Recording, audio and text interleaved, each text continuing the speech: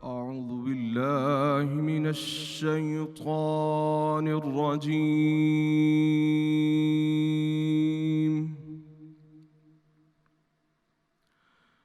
بسم الله الرحمن الرحيم.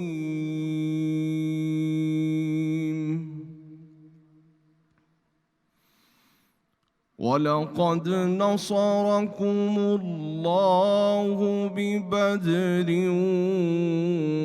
وأنتم أذلة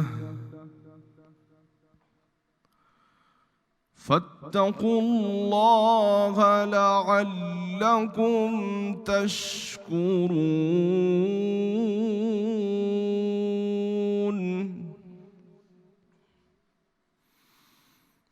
إذ تقول للمؤمنين ألن يكفيكم أن يمدكم ربكم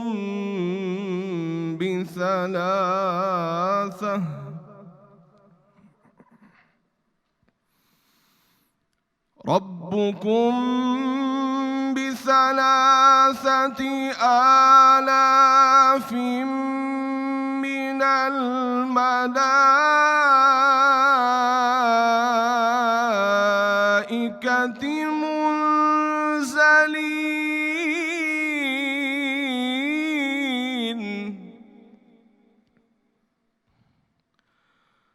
بلى إن تصبروا وتتقوا ويأتوكم من فورهم هذا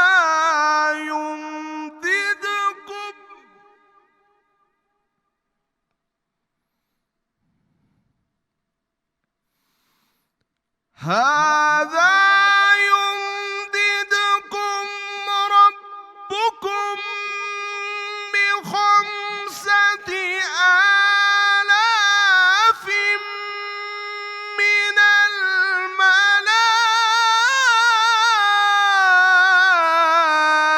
الملائكة مسومين.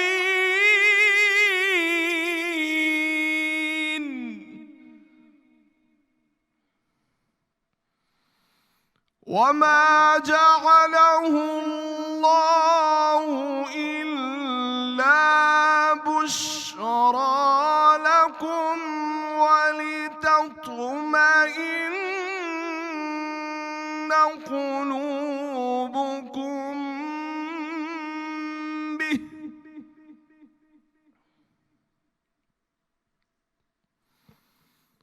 وما النصر إلا من عند الله العزيز الحكيم.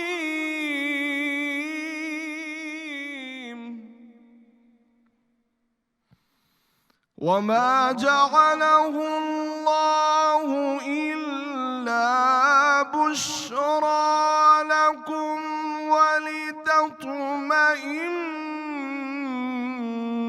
قلوبكم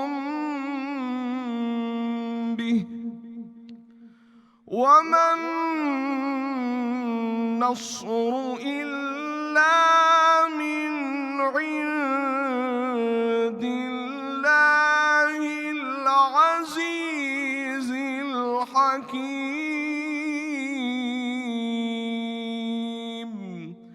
صدق الله العلي العظيم. اعوذ باللہ من الشیطان الرجیم، بسم اللہ الرحمن الرحیم۔ اور خدا نے جنگ بدر میں بھی تمہاری مدد کی تھی اور اس وقت بھی تم بے سر و سامان تھے، بس خدا سے ڈرو اور ان احسانوں کو یاد کرو تاکہ شکر کرو. جب تم مومنوں سے یہ کہہ کر ان کے دل بڑھا رہے تھے کہ کیا یہ کافی نہیں کہ پروردگار 3000 فرشتے نازل کر کے تمہیں مدد دے. ہاں اگر تم دل کو مضبوط رکھو اور خدا سے ڈرتے رہو اور کافر تم پر جوش کے ساتھ دفتن حملہ کر دیں تو پروردگار 5000 فرشتے جن پر نشان ہوں گے تمہاری مدد کو بھیجے گا. اور اس مدد کو خدا نے تمہارے لیے ذریعہ بشارت بنایا, یعنی اس لیے کہ تمہارے دلوں کو اس سے تسلی حاصل ہو, ورنہ مدد تو خدا ہی کی ہے جو غالب اور حکمت والا ہے. شروع کرتا ہوں اللہ کے نام سے جو مومنوں کا مددگار ہے اور انہیں فتح نصیب کرنے والا ہے. میں ہوں آپ کا میزبان سمیع خان. ناظرین, آج 17ویں رمضان المبارک ہے. آج کے دن کو یوم الفرقان کہتے ہیں, یعنی فرق کرنے والا دن. آج وہ دن ہے جس دن اللہ تعالیٰ نے اہل حق اور اہل باطل میں واضح فرق فرما دیا. آج وہ تاریخ ہے جب اسلام اور کفار کا پہلا معرکہ ہوا. ناظرین, آج وہ دن ہے جس دن غزوہ بدر ہوئی.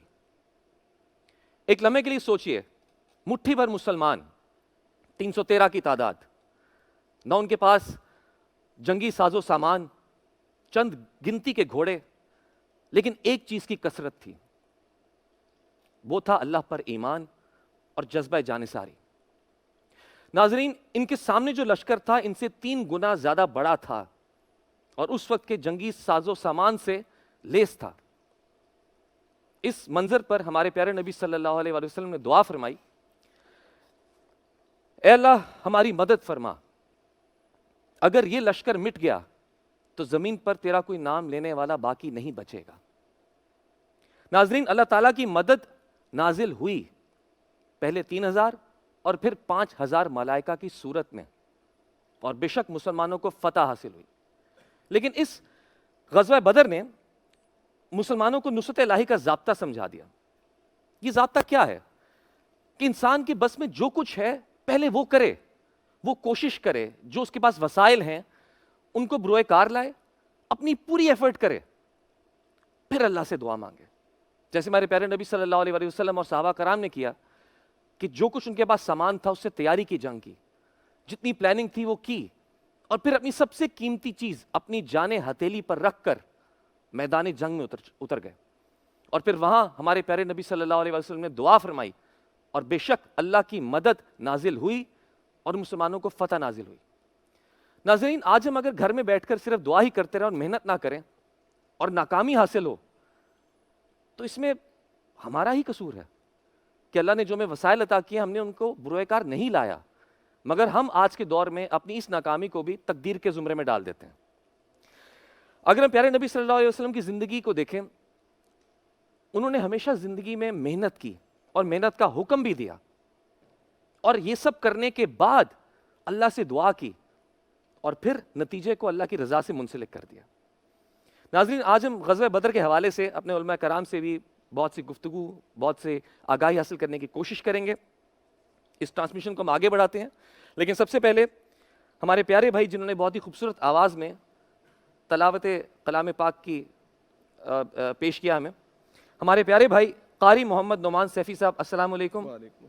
آپ کا بہت بہت شکریہ, بہت خوبصورت آواز میں تلاوت پیش کیا آپ نے, اور آپ کو ماہ رمضان کا 17واں روزہ بھی مبارک ہو. رمضان پاکستان,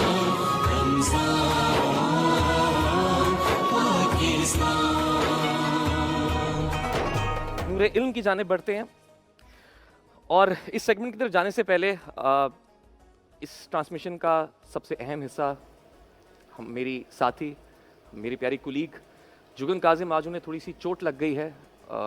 ہم سب چاہیں گے کہ آپ بھی ان کے لیے دعا کریں کہ اللہ پاک انہیں صحت اور شفا سے نوازے, اور انشاءاللہ کل صحت یاب ہو کے ہمارے ساتھ یہاں پھر موجود ہوں اس ٹرانسمیشن میں. اور جتنی بھی میں کہوں کہ جگن کی اس وقت کمی محسوس ہو رہی ہے, مجھے بھی ہو رہی ہے, ہماری پوری ٹیم کو بھی ہو رہی ہے, اور ناظرین آپ کو بھی ہو رہی ہوگی, بس انہیں دعاؤں میں یاد رکھیں کہ انشاءاللہ کل وہ یہاں ہمارے ساتھ موجود ہوں. ناظرین, اب ہم بڑھتے ہیں اپنے سیگمنٹ نور علم کی جانب, جس میں ہمارے علماء کرام ہمیں جوائن کر چکے ہیں. ان کا تعارف کروانا چاہوں گا. ہمارے ساتھ بہت ہی رینونڈ اسکالر ہیں جو مختلف کالجز میں لیکچرز بھی دیتی ہیں. کوکب شہزاد صاحب، السلام علیکم۔ السلام علیکم۔ آپ کی دعاؤں میں میری بھی دعا شامل ہے کہ یگن ہم سب کی بہت پیاری اور بہت ایکٹیو وہ ہیں، تو اللہ تعالیٰ ان کو صحت تندرستی سے نوازے اور اس ٹرانسمیشن کی رونقیں بحال رہیں۔ آمین آمین۔ ہمارے ساتھ موجود ہیں بہت ہی رینونڈ اسکالر پروفیسر ڈاکٹر محمد سعد صدیقی صاحب، السلام علیکم۔ وعلیکم السلام ورحمۃ اللہ، کیا حال ہے جناب؟ خیریت سے؟ اللہ کا شکر ہے جی۔ اللہ آپ تعالیٰ بتائیں، آپ کو 17واں رمضان مبارک ہو۔ بہت شکریہ، بہت مبارک، اللہ تعالیٰ سب کو مبارک فرمائے، پوری امت کو، پوری قوم کو اللہ تعالیٰ مبارک فرمائے۔ یقیناً آج کا دن جو ہے وہ، یہ تو پورا مہینہ ہی شہر الفرقان ہے، اور آج کا دن بطور خاص یوم الفرقان، حق اور باطل کے درمیان، صحیح اور غلط کے درمیان آج فرق کا دن ہے، جو غزوہ بدر کے صورت میں ہمارے سامنے آیا، اور آج انشاءاللہ ہم اسی پر بات کریں گے بالکل۔ انشاءاللہ۔ میں چاہوں گا کہ جی۔ اس وقت کا جو منظر تھا جب 313 مسلمان، مٹھی بھر مسلمان، جی۔ سامنے 3 گنا بڑا لشکر، لشکر، اس کا منظر نامہ پیش کریں گے، کیا تھی اس کیفیت مسلمانوں کی؟ دیکھیے اس مختصر وقت میں اس پورے منظر نامے کو تو بیان کرنا بہت مشکل ہے، تھوڑا تھوڑا جتنا ہو چند سکے۔ چیزیں جتنا ہو سکے۔ اس منظر نامے سے پہلے ذرا اس کے پس منظر پہ بھی غور کر لیں، اور تھوڑا سا ہم اس بات پہ غور کر لیں کہ رسول اللہ صلی اللہ علیہ وسلم کی جو جنگی حکمت عملی تھی نا، یعنی وار اسٹریٹجی، وہ وار اسٹریٹجی کیا تھی؟ کیونکہ جس تہذیب میں رسول اللہ صلی اللہ علیہ وسلم مبعوث ہوئے نا، وہ تہذیب خاص طور پر مکے کے لوگوں کی تہذیب جو تھی، وہ لڑنے مرنے مارنے والوں کی تہذیب تھی۔ ان کا کام ہی جنگیں کرنا، لڑنا، قبائلی جنگیں کرنا، قبائلی جھڑپیں آنا، یہ ساری انتقام اور ان ساری چیزوں کا معاملہ تھا۔ رسول اللہ صلی اللہ علیہ وسلم نے اس تہذیب کے اندر یہ جنگ کے تصور کو بالکل پلٹ کر رکھ دیا، اور وہ پلٹ کر اس طرح سے رکھا کہ اب تک جنگ ہوتی تھی اپنی قبائلی عصبیت، اپنے قبیلے کی جو ہے اس کا غلبہ، اس کی جیت بیان کرنے کے لیے، واضح کرنے کے لیے، کسی کا انتقام لینے کے لیے، کسی کا بدلہ لینے کے لیے، اس کے پیچھے کبھی کوئی نظریہ نہیں ہوتا تھا۔ رسول اللہ صلی اللہ علیہ وسلم نے جو وار اسٹریٹجی کی بڑی بنیاد رکھی، وہ کلمہ لا الہ الا اللہ رکھی، اور یہ کہا کہ جہاد وہ ہے کہ جو لتکون کلمۃ اللہ ہی العلیٰ، جو اللہ کے کلمے کو بلند کرنے کے لیے ہو۔ چنانچہ اس وار اسٹریٹجی کا سب سے پہلا باقاعدہ مظاہرہ جو ہوا وہ غزوہ بدر کے اندر ہوا، اور اسی لیے اس کو یوم الفرقان کہا گیا کہ ایک وار اسٹریٹجی ہے مکے والوں کی، قریش مکہ کی، کہ بدلہ لینا، انتقام لینا، مارنا، قتل کرنا، دوسرے کو نقصان پہنچانا، دوسرے کے وسائل پہ قبضہ کرنا، یہ ان کی وار اسٹریٹجی ہے۔ اور ایک طرف وار اسٹریٹجی ہے رسول اللہ صلی اللہ علیہ وسلم کی اور آپ کے صحابہ کی، کہ اللہ کا کلمہ بلند کرنا ہے، اور اللہ کے کلمے کو بلند کرنے کے لیے یہ 313 کی ایک جماعت جو ہے یہ آئی ہے، کہ جس کے مقابلے میں 1000 سے زیادہ کا لشکر ہے، اور اس 313 کے پاس 2 گھوڑے ہیں اور 7 اونٹ ہیں، اور ان اونٹوں کے اوپر باری باری سب سواری کر رہے ہیں۔ مدینہ منورہ سے بدر تک کا جو سفر ہے، 129 کلومیٹر کا سفر، وہ تھوڑے تھوڑے وقفے سے باری باری لوگ بیٹھ رہے ہیں۔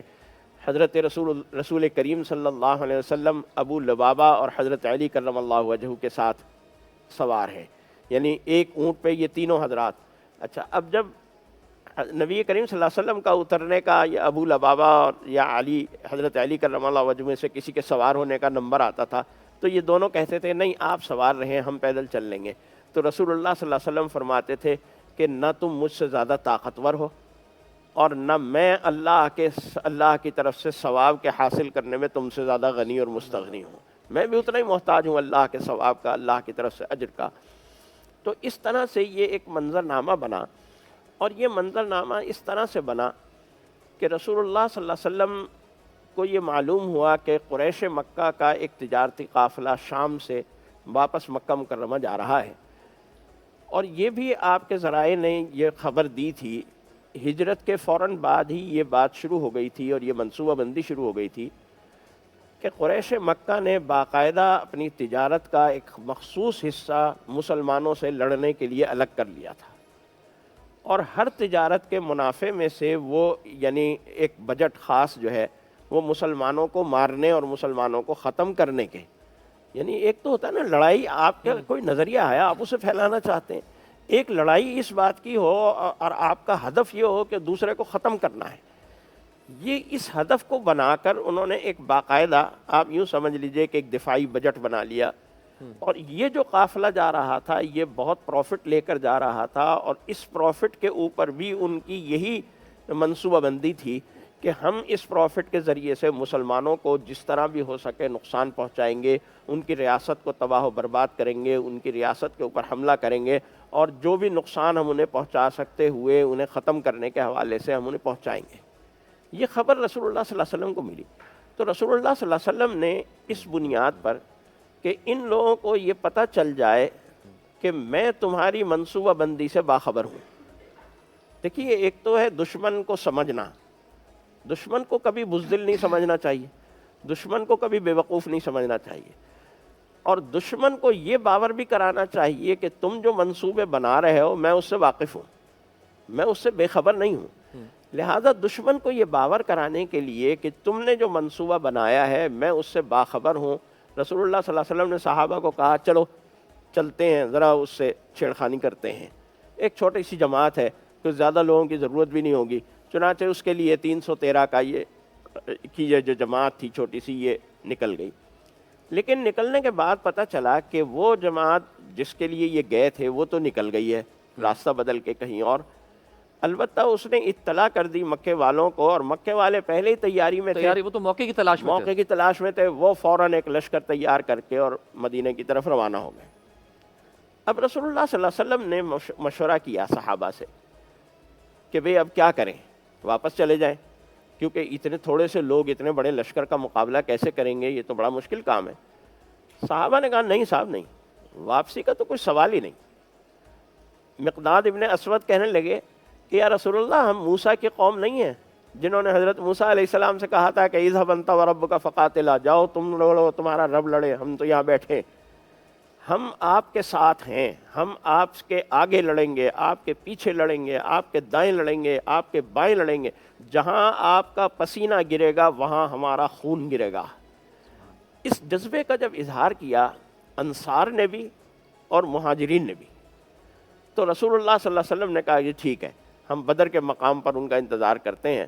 اور یہ بدر کا مقام آپ یوں سمجھ لیجئے کہ جو پرانی شاہراہ تھی نا مکہ اور مدینہ کے درمیان، جسے شعر الہجرہ کہا جاتا تھا، اب تو ایک نئی شاہراہ بن گئی ہے جہاں سے مکہ اور مدینہ کا سفر ہوتا ہے. اس میں یہ بدر کا گاؤں آتا تھا تقریباً مدینہ منورہ سے آج کل کی اکائی کے مطابق 129 کلومیٹر کے فاصلے پر.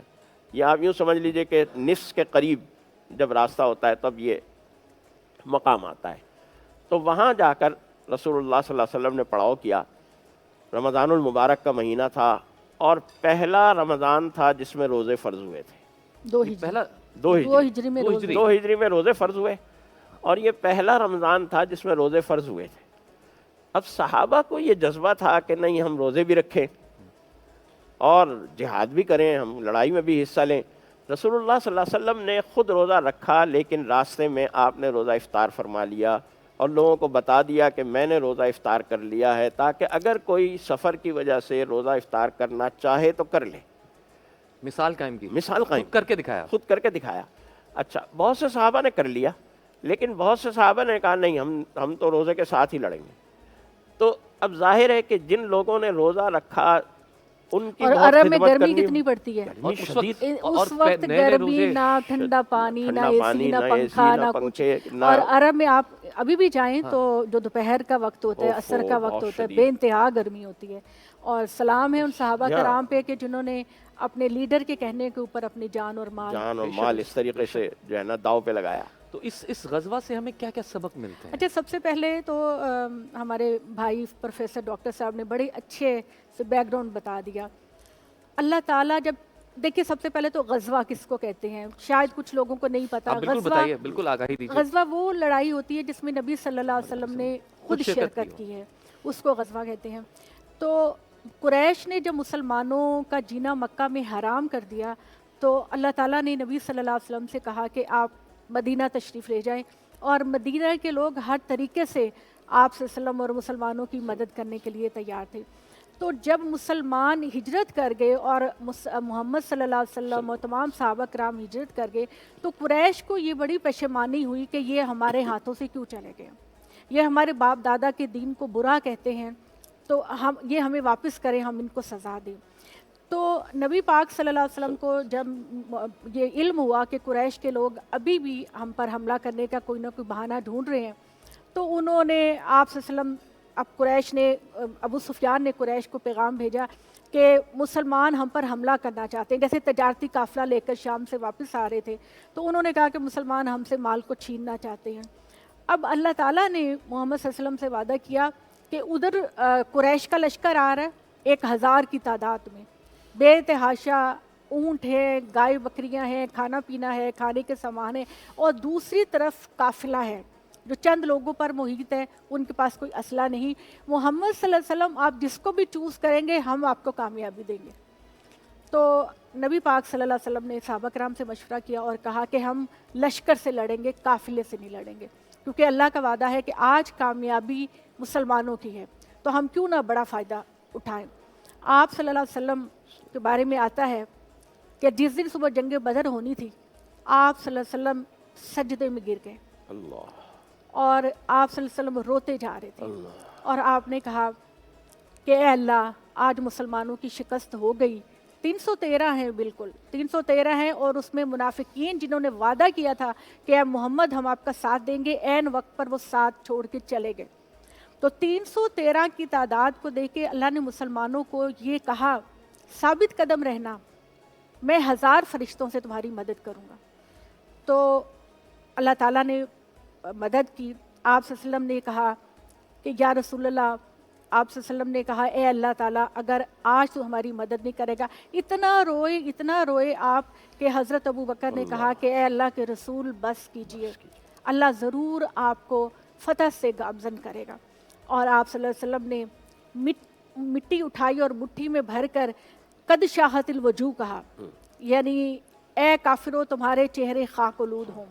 اللہ تعالیٰ نے اس کے اندر اتنی زور پیدا کر دیا اس مٹی کے اندر کہ وہ آندھی طوفان بن گیا، اور قریش کے سارے خیمے الٹ گئے اور ان کی ساری پکی پکائی دیگیں خراب ہو گئی، وہ میدان جنگ کو چھوڑنے پر مجبور ہو۔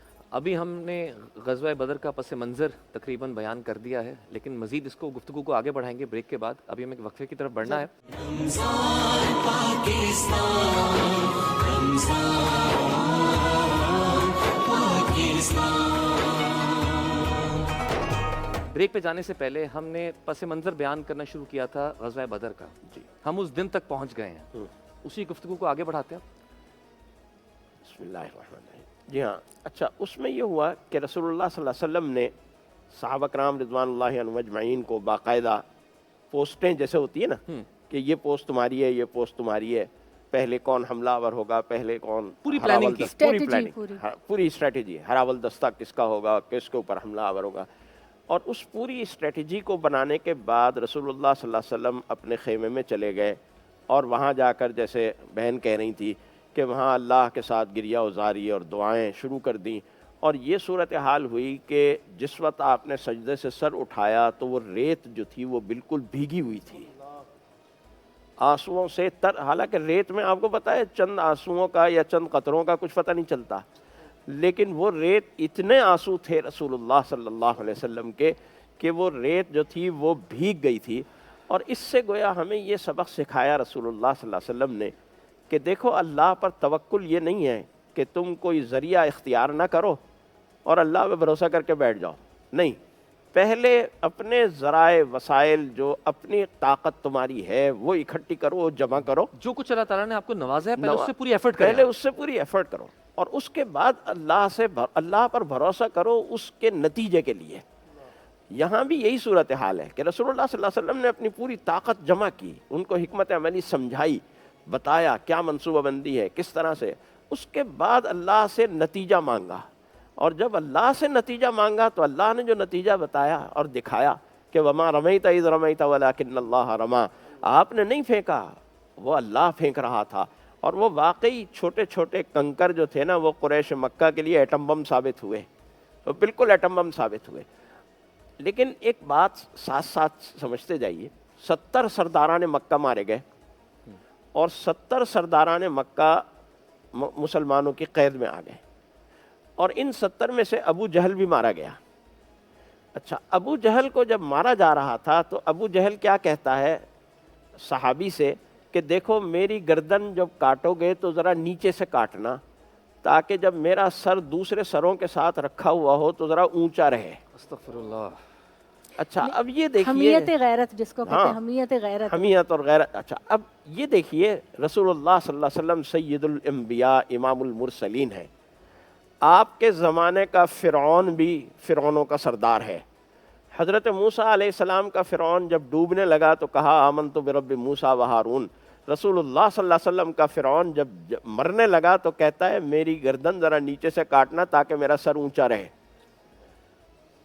دوسرے یہ کہ قریش مکہ کے لیے 70 بندوں کا مارا جانا اس بات کو قبول کرنا آسان تھا، لیکن 70 بندوں کا مسلمانوں کی قید میں آ جانا، اور مسلمانوں نے انہیں ستونوں کے ساتھ باندھ دیا، مسجد میں مشورہ کرنے کیا کیا جائے۔ اب ان کی جانوں کا مشورہ ہو رہا ہے، دوسرے لوگ کر رہے ہیں۔ قریش مکہ کے لیے یہ بات زیادہ تکلیف دہ تھی، زیادہ ان کو شکست و ریخت سے دوچار کرنے والی تھی کہ ہمارے سامنے ہمارے متعلق فیصلے ہو رہے ہیں۔ یہ تو انہوں نے کبھی خواب میں بھی نہیں سوچا تھا کہ ہمارے ساتھ کبھی ایسا بھی ہوگا کہ ہم یوں قیدی بن کر جو ہے نا وہ کسی قوم کے سامنے کھڑے ہوں گے بے بس، اور وہ قومیں ہمارے متعلق فیصلے کر رہی ہوں گی۔ تو یہ ایسے ایسے مناظر ہمارے سامنے آئے ہیں اس غزوہ بدر کے کہ واقعتاً آپ اس پہ بات کرنا شروع کریں پہروں گزر جائیں گے۔ یہ اس کے مناظر جو ہے نا وہ برقے پلٹتے چلے جائیں گے۔ جتنی گفتگو کر پائے وہ کوشش ضرور کریں گے، کہ میں ہمیشہ کہتا ہوں کہ کوشش کرنا ہمارا کام ہے۔ کوشش کرنا ہمارا کام۔ اچھا، جیسے میں اس غزوہ بدر کے اندر مسلمانوں کو فتح حاصل ہوئی، اللہ کی مدد حاصل ہوئی، لیکن اس مدد کو حاصل کرنے کی کنڈیشن کیا؟ یہ بہت اچھا سوال ہے۔ جیسے انہوں نے بھی بات کہی کہ وہ ہمیں پس منظر جاننا ہے کہ اللہ کی مدد کن حالات میں کن حالات میں۔ ایک تو سب سے پہلی بات یہ کہ تھرو آؤٹ جب ہم نبیوں کی ہسٹری دیکھتے ہیں، حضرت نوح علیہ السلام سے لے کر نبی صلی اللہ علیہ وسلم تک، تو ہمیں یہ پتہ چلتا ہے کہ قوموں کے اندر انکار کرنے کی بیسک وجہ یہ ہوتی ہے کہ وہ کہتے ہیں کہ ہمارے باپ دادا نے تو ایسا نہیں کیا۔ اگر آج تم کوئی ایسی بات بتا رہے ہو جو ہمیں کرنی چاہیے، تو کیا ہمارے ماں باپ بے وقوف تھے، انہوں نے یہ کام نہیں کیا، تو ان کی غیرت کے منافی ہوتا ہے۔ اچھا، جیسے ہم لوگوں نے بات کی کہ نبی صلی اللہ علیہ وسلم پوری رات سجدے میں دعا کرتے رہے، دوسری طرف مشرکین مکہ بھی خانہ کعبہ کے غلاف کو پکڑ کر اللہ تعالیٰ سے ہی دعا کرتے رہے کہ محمد نے ہمیں ہمارے ماں باپ کے راستے سے ہٹا دیا، تو یا اللہ آج تو ہمیں جو سچا ہے اس کو کامیابی دے۔ اسی طرح ابو جہل نے بھی دعا کی، اس نے کہا کہ اے اللہ تو ہمیں کامیابی دینا، اس لیے کہ اگر ہمیں ناکامی دے دی تو ہمارے باپ دادا کا دین قائم نہیں رہے گا۔ آپ کا سوال کا جواب بھی اللہ تعالیٰ دیتا ہے۔ جب مومن استقامت کا مظاہرہ کریں گے، ثابت قدمی کا مظاہرہ کریں گے، اللہ انہیں ضرور فتح سے نوازے گا، یہ اللہ کا وعدہ ہے۔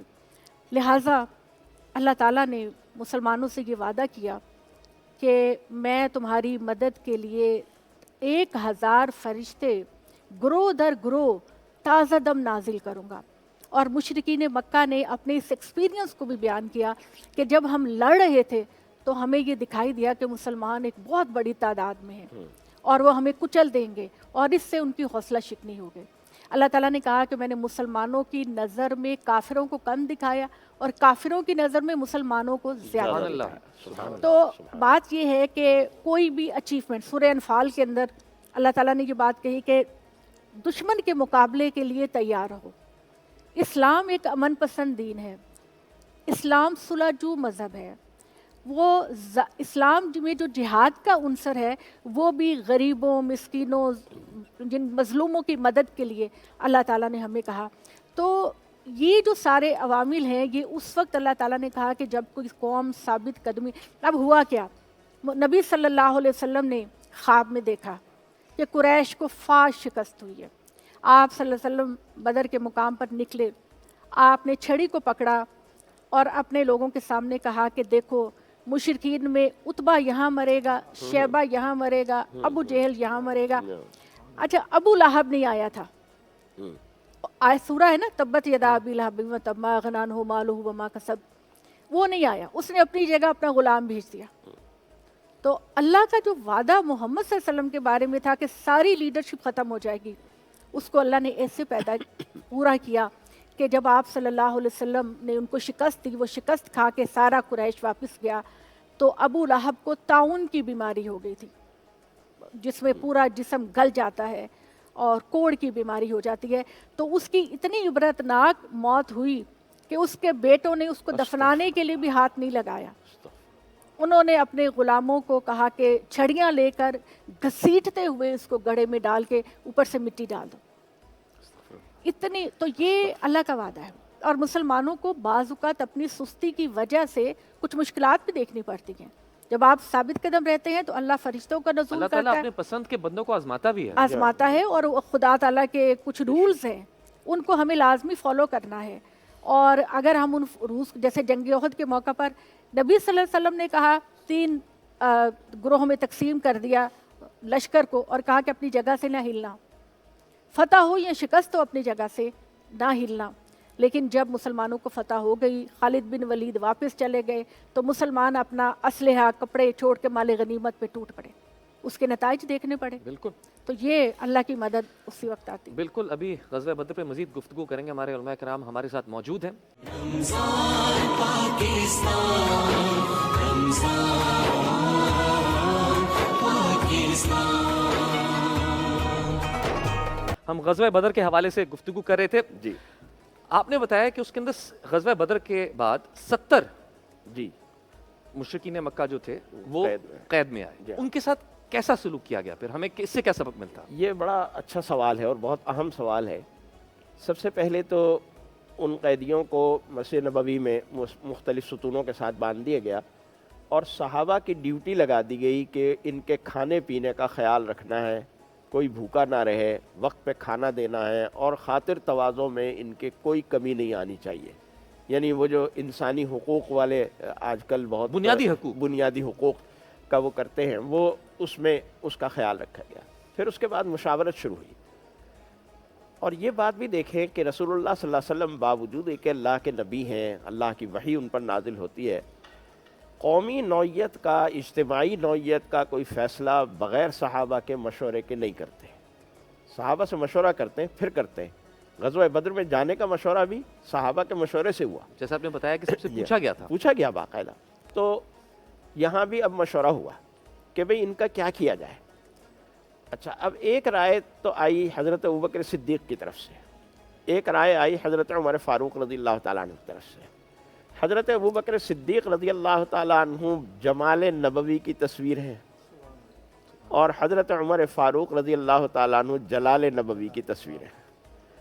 حضرت ابوبکر صدیق کہتے ہیں یا رسول اللہ یہ ہمارے شہری ہیں، ہم ان کے ساتھ رہے ہیں، ہم نے ان کے ساتھ بچپن گزارا ہے، انہی گلیوں میں جن گلیوں میں یہ رہتے ہیں، چھوڑ دیں انہیں، معاف کر دیں. کل کو یہ لوگ مسلمان ہو جائیں گے، اسلام کا فائدہ ہوگا. حضرت عمر فاروق رضی اللہ تعالیٰ عنہ نے کہا نہیں، ان کو چھوڑنا نہیں ہے، ان میں سے ایک ایک کی گردن اڑانی ہے، اور گردن بھی اس طرح سے اڑانی ہے کہ میں اپنے فلاں رشتہ دار کا جو ان قیدیوں کے اندر ہے میں گردن اڑاؤں گا، آپ علی کو حکم دیں علی کے فلاں رشتہ دار ان قریش مکہ کے ان قیدیوں کے اندر ہیں، علی ان کی گردن اڑائیں گے. یہ یعنی جلال نبوی کا نمونہ بنے ہوئے حضرت عمر فاروق رضی اللہ تعالیٰ عنہ. یہاں ایک بات آگے بڑھنے سے پہلے ایک بات پہ ذرا غور کر لیجئے. ہم اعتراض تو کرتے ہیں کہ اسلام نے غلامی کو ختم نہیں کیا، لیکن یہاں یہ بات قابل غور ہے کہ یہ واقعہ سن 2 ہجری کا ہے. یہ مشورہ تو آیا کہ فدیہ لے کر چھوڑ دیں، یہ رائے بھی آئی کہ بغیر فدیے کے چھوڑ دیں، یہ رائے بھی آئی کہ قتل کر دیں، لیکن یہ رائے کسی کی طرف سے نہیں آئی کہ انہیں غلام باندی بنا کر تقسیم کر دیا جائے مال غنیمت کے طور پر اور انہیں غلام بنا لیا جائے، جو اس زمانے کا کلچر تھا، رواج تھا، اس وقت رواج تھا. منڈیوں یہ میں بیچا مشورہ کرتے کسی نے نہیں دیا. یعنی یہ تربیت تھی رسول اللہ صلی اللہ علیہ وسلم کی صحابہ کہ پہلا بڑا مارکا ہوا ہے، اور ابھی سن 2 ہجری ہے، کوئی بہت بڑا تربیتی نظام ابھی آگے نہیں بڑھا، لیکن اس کے باوجود کسی کی طرف سے یہ رائے نہیں آئی کہ ان کو غلام بنا لیا جائے اور ان کو یہیں قید کر لیا جائے، رکھ لیا جائے. سب کو چھوڑنے کا یا قتل کرنے کا، یہ 2 آپشنز زیادہ آئیں سامنے. پھر فیصلہ کیا طے پایا؟ پھر فیصلہ یہ ہوا کہ نہیں، فدیہ لے کر چھوڑ دیا جائے. اچھا، اس فدیے میں بھی یہ بات طے ہوئی کہ جس کے پاس فدیہ دینے کو کچھ ہے وہ دے دے، اور اگر کسی کے پاس فدیہ دینے کو کچھ نہیں ہے تو وہ مسلمانوں کو لکھنا سکھا دے، لکھنا پڑھنا سکھا. لکھنا پڑھنا سکھا دے. جو 10 مسلمانوں کو لکھنا پڑھنا سکھا دے گا اسی دن اس کی چھٹی ہو جائے گی. سبحان اللہ. چنانچہ اب یہ ایک یوں سمجھ لیجئے ٹیوشن سینٹرز کھل گئے ہے نا، اور مسلمان ان سے لکھنا پڑھنا سیکھ رہے ہیں، کیونکہ ظاہر ہے بہت زیادہ لکھنے پڑھنے کا رواج نہیں تھا اس وقت، تو بہت زیادہ لکھنے کے ماہر اور پڑھنے کے ماہر نہیں تھے.